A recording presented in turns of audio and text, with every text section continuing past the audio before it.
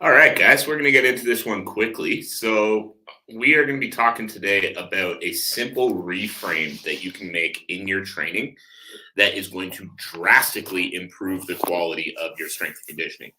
Give me 1 second, though. I got some stuff all over my desk. There we go. That should free it up a little bit. All right, we're going to get into it. So, like I said, we're focusing on a simple reframe that you need in order to drastically improve the quality of your strength and conditioning work.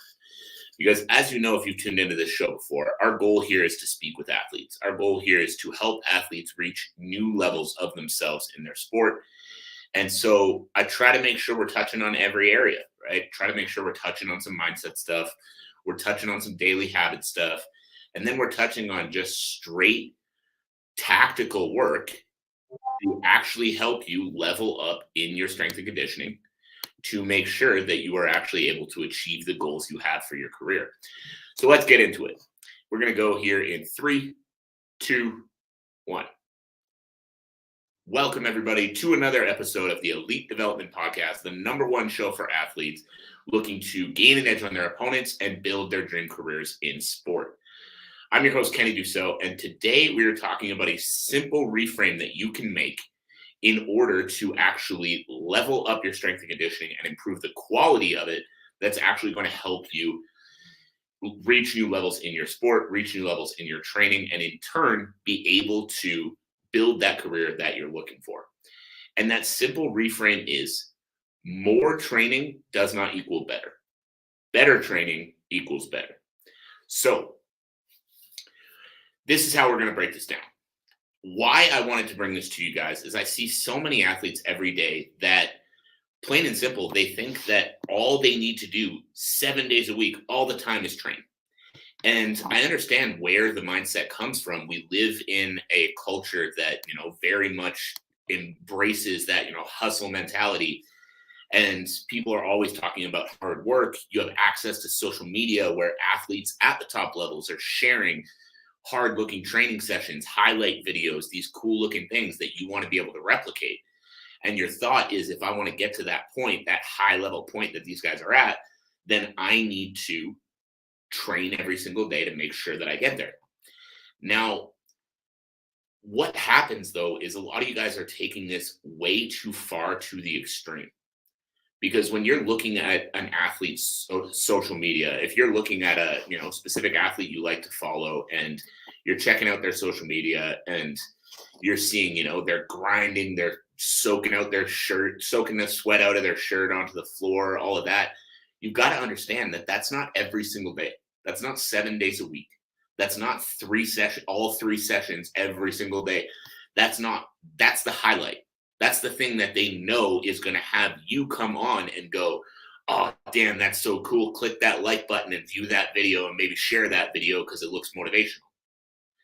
That's not every single session, because they are trying to get views with their social media. They're trying to get followers with their social media, the same as most of us out there, right? So you've got to understand that that is not every single session.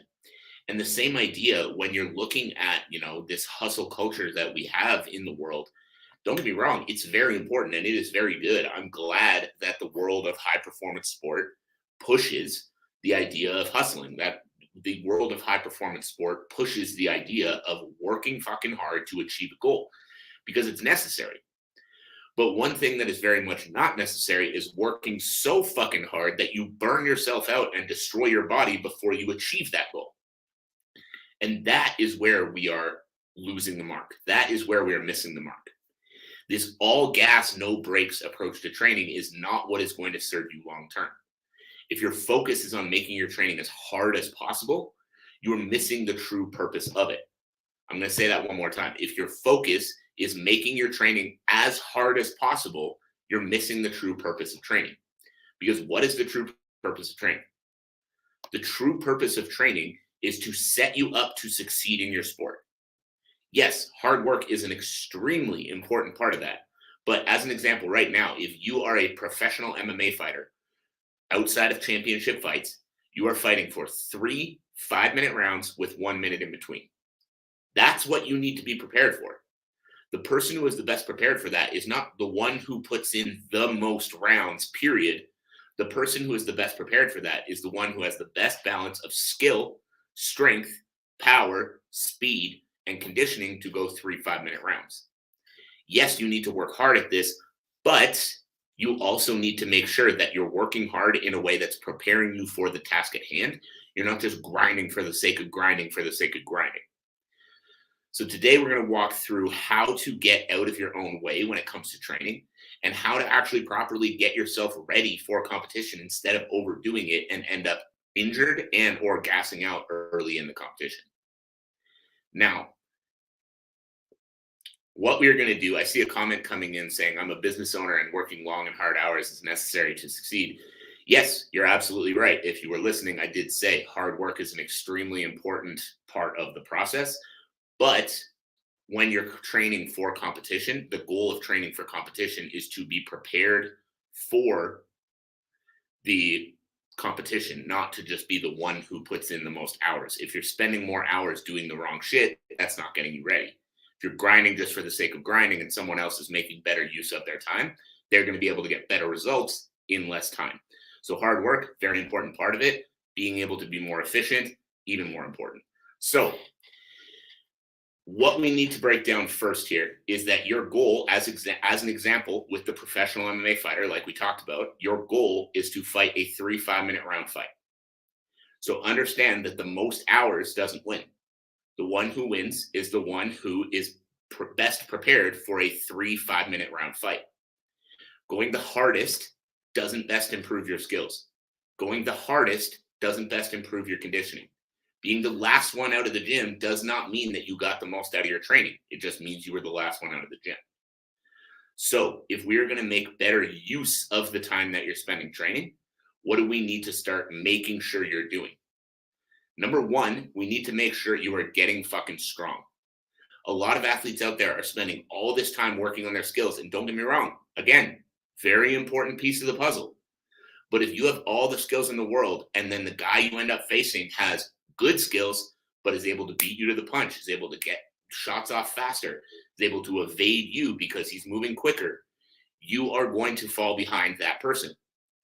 You are going to give that person a chance to beat you simply because they are more athletic than you are. So yes, you need to make sure that the skills are there, but the stamina is extremely important as well. The cardio to be able to go those 3 5-minute rounds is extremely important as well, which leads us perfectly into point number 2, which is proper conditioning. Now, when it comes to conditioning for combat sports, I see so many of you guys out there that just think the more hours I run, the better prepared I'll be. But again, think about the pace. When you go for an hour-long run, think about the pace you're running at.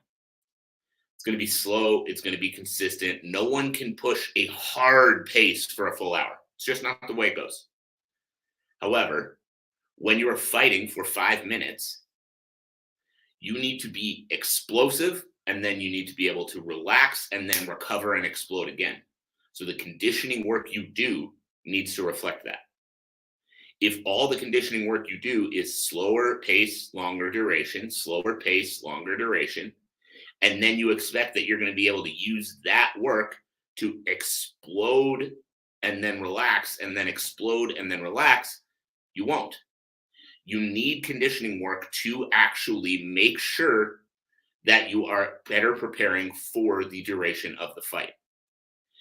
So what you need to do and what you need to make sure that you're doing within your training is changing up your conditioning. So yes, the longer duration, lower intensity stuff is important. What that does is that builds up your gas tank. However, you still got to keep in mind, it's a 15-minute fight. If it's a 15-minute fight, the more hours, the better is not the approach here. You've got to make sure that you are well conditioned to have a gas tank that can go for 15 minutes at a high pace. That's it. So that doesn't mean just running for 3 5-minute rounds with 1 minute of rest in between, but that means focusing on the aerobic energy system. And if you're not sure how to do that, make sure to shoot me a DM so we can talk about it a little more in order to build up the size of the gas tank. And then from there, as you get closer to the fight, this is going to trigger some people too. You do not need to drastically ramp up your training if you are actually in shape. what you need to do is switch up the focus of your training.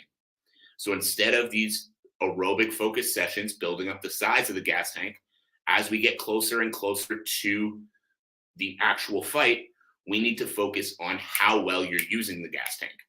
So that means making sure that what you need to do is you need to make sure that you're focused on your conditioning being explosive, full recovery, and then explosive again. So the way you're going to do this is in shorter explosive bursts. So one of my favorite tools with athletes when it comes to this is the air bike.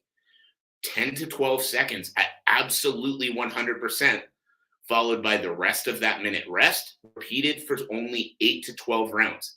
Because again, it doesn't need to perfectly mimic 15 minutes. What it needs to do is have you at absolute 100%. And if you are at absolute 100% for the duration of every one of those sets, you are effectively training that explosive ability that you need in the fight. So again, it doesn't have to be a 3-hour-long conditioning session. 12 minutes, 10 to 12 minutes, and you're going to be able to properly condition your anaerobic system, that ability to explode, relax, and explode again. And you're going to be able to properly condition that system in order to better step into the ring or better step into the cage. So obviously, this is a breakdown in a podcast. Guys, there's more to it. If you want more information on that, make sure you shoot me a message so we can talk a little bit more in depth. But I don't want to sit here and spend 45 minutes breaking down that exact point. So we're going to move on to the next one. The next piece of the puzzle, guys, is recovery.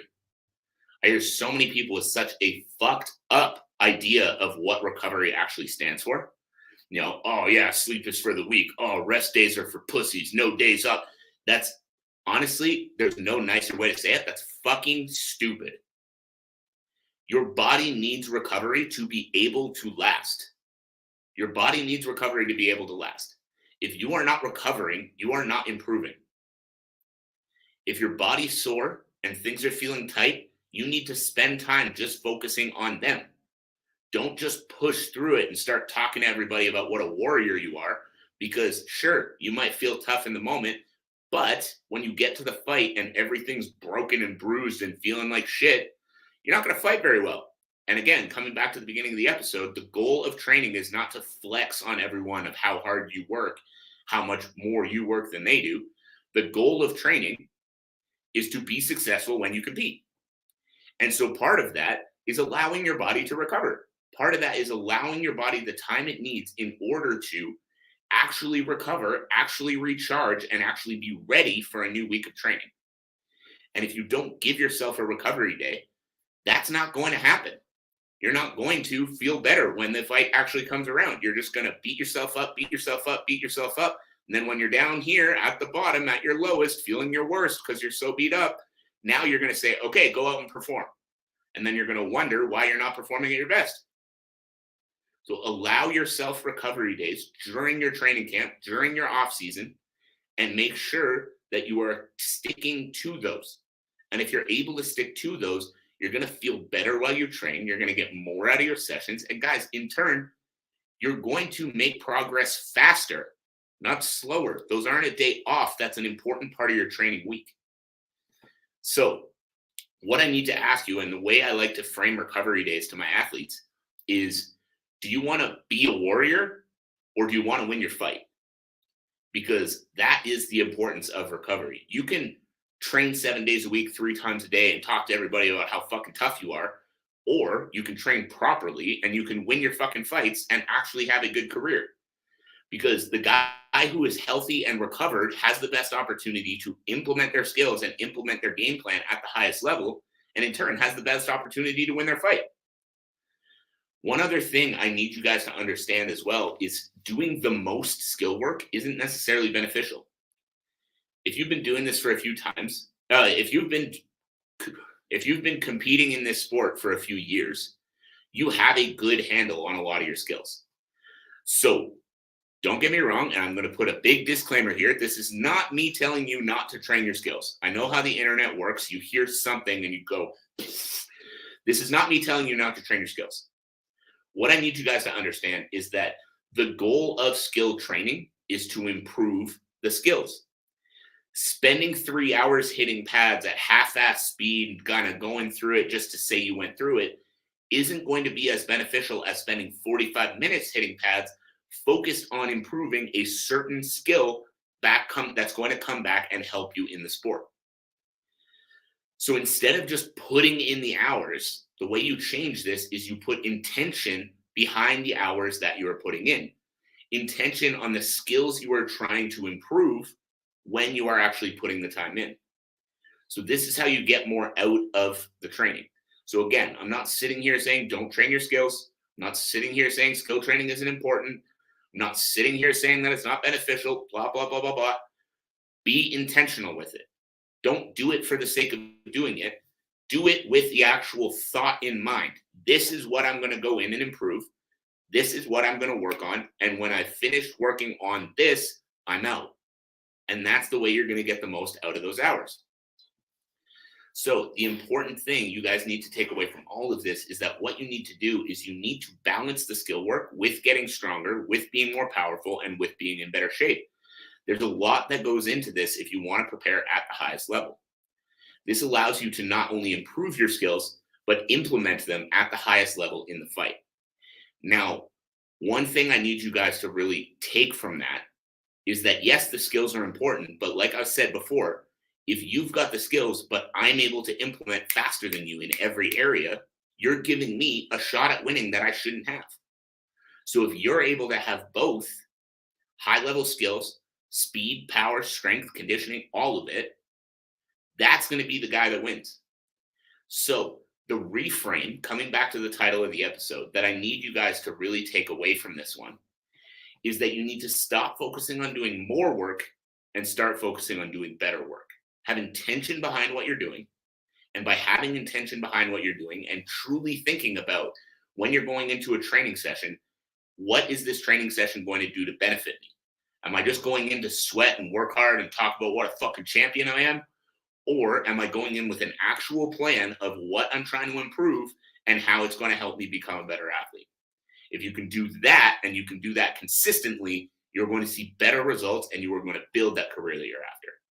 So that is it for me. I appreciate all of you who tuned in live or on the replay. I hope you have a fantastic rest of your day. My ask of you, as always, is if you got value from the show today, share it with a friend, share it with a teammate, share it with someone you know needs to hear this message.